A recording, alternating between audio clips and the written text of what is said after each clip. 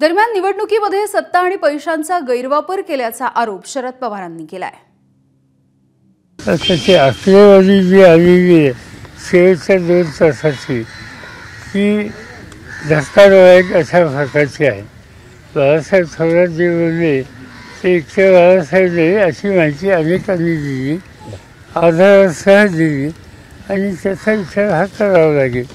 काँग्रेस पक्षाची कार्यकारिणीची बैठक झाली, त्याच्यात या विषयाची काही चर्चा झाली आणि एकत्रित बसून हे जे इंडिया आघाडी हे जे संघटन तयार केलेलं होतं त्यांनी हा विषय घ्यावा अशी चर्चा आहे। माझ्या मते सोमवारी मंगळवारी त्याच्यात काहीतरी निर्णय होईल। पैसा आणि सत्तेचा गैरवापर हा करून निवडणुकीची सर्व यंत्रणाच हातात घ्यायची हे चित्र यापूर्वी दिसलेलं नव्हतं।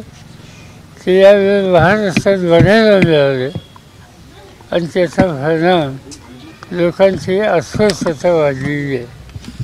शेवटी एक प्रकारचा जनतेचा उठावच या सगळ्या प्रश्नाच्या संबंधी केला नाही तर संसदीय लोकशाही पद्धती ही उद्ध्वस्त होईल अशी चित्र या ठिकाणी आज दिसते। देशाची सूत्र ज्यांच्या हातात आहेत त्यांना याच्याबद्दलचं काही पडलेलं नाही। एबीपी माझा, उघडा डोळे बघा नीट।